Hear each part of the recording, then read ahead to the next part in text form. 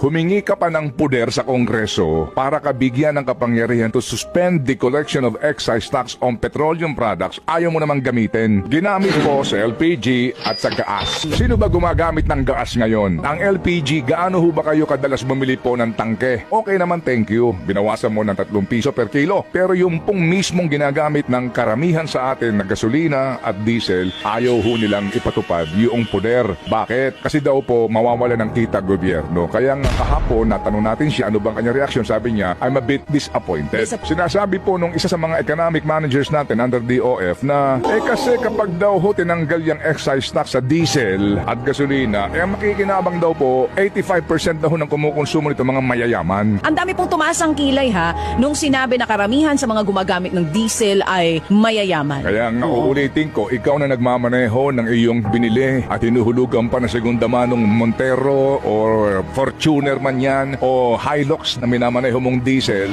mayaman ka ba? Ikaw na nagmamaneho na yung hulugan din na Vios o Hyundai Accent o anumang pong di gasolina na sasakyan o Mitsubishi Mirage na hulugan din malamang, mayaman ka ba? Opo, kasi po mayayaman daw po nakikinabang dito.